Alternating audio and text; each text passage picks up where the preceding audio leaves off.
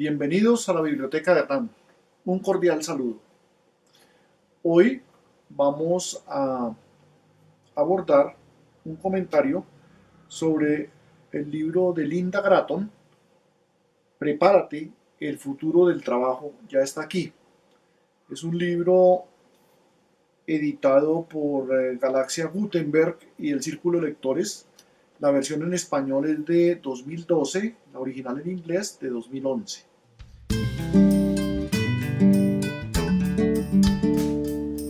Hola, un cordial saludo.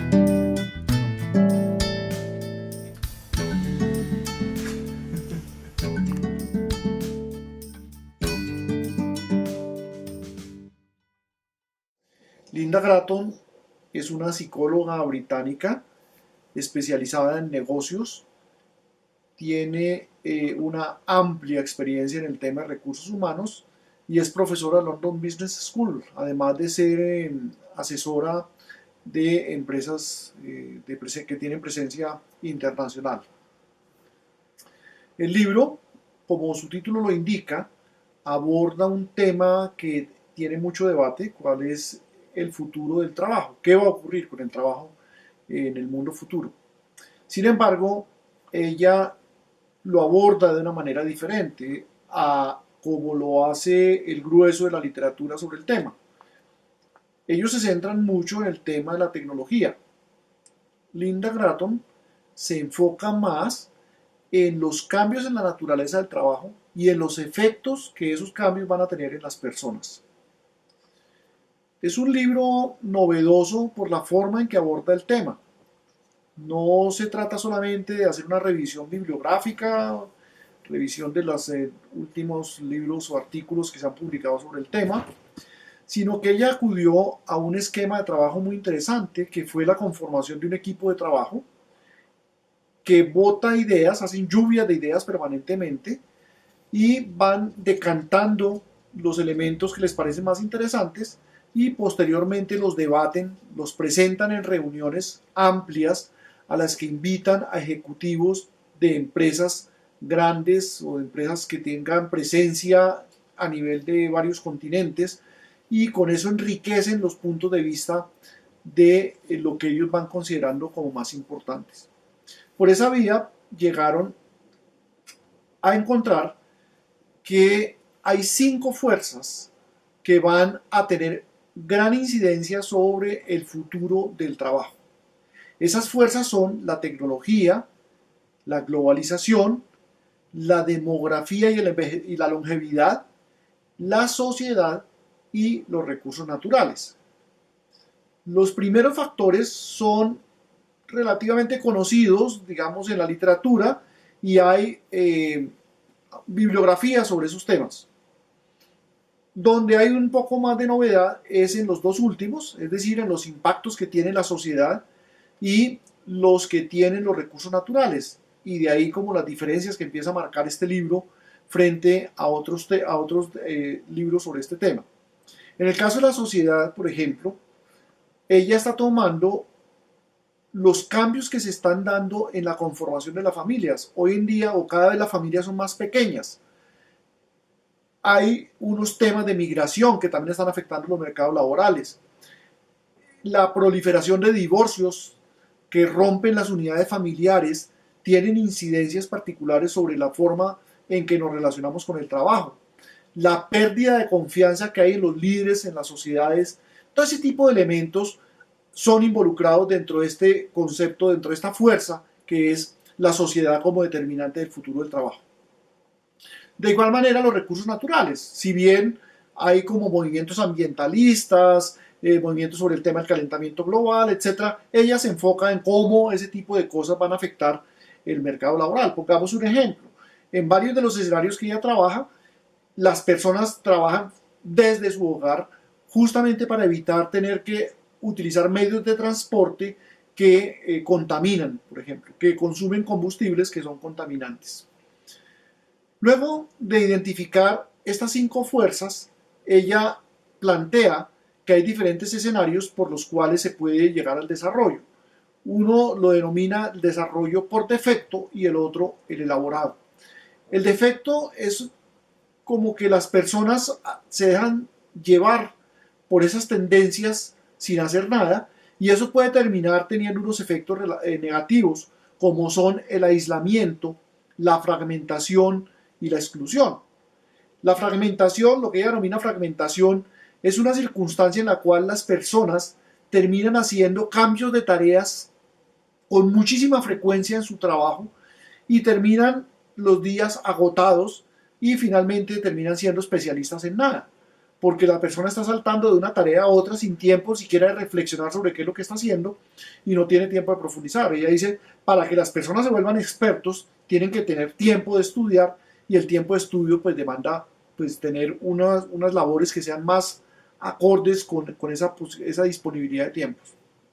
En el caso del futuro elaborado, pues ella habla de tres factores que son positivos. Uno de ellos es la co-creación, que significa aprovechar toda la hiperconectividad que se está dando en el mundo para hacer trabajo cooperativo, para generar redes de relaciones que permiten hacer del trabajo una labor mucho más constructiva y de más retroalimentación hacia las personas.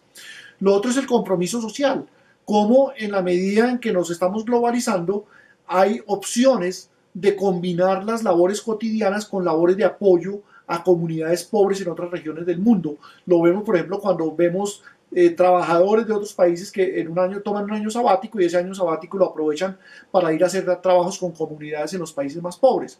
Y lo otro es los microemprendedores y las vidas creativas, porque contrario a lo que muchas personas piensan, Gratton y su equipo encuentran que vamos camino a un fortalecimiento de las microempresas, justamente por la característica de creatividad que tienen las personas, pero es un enfoque de microempresas que no van a ser aisladas como las vemos hoy en día, sino que son empresas que van a estar cada vez más asociadas a grandes empresas. Y finalmente pone hacia el frente tres grandes cambios que van a ocurrir o que pueden ocurrir para cambiar el escenario y la naturaleza del trabajo como lo tenemos hoy en día.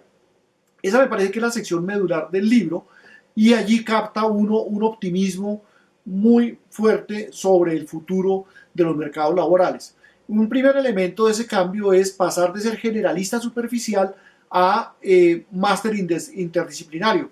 Justamente para romper con esos esquemas de fragmentación, lo que hay es que volverse un experto en los temas de trabajo, pero considera además que dado que el cambio tecnológico está llevando a cambios permanentes, a modificaciones permanentes de los entornos laborales, esas especializaciones tienen que ser flexibles, es decir, tienen que darle a las personas los elementos para poder migrar hacia nuevos campos de conocimiento con relativa facilidad para volver a ser expertos en otros temas en tiempos relativamente cortos.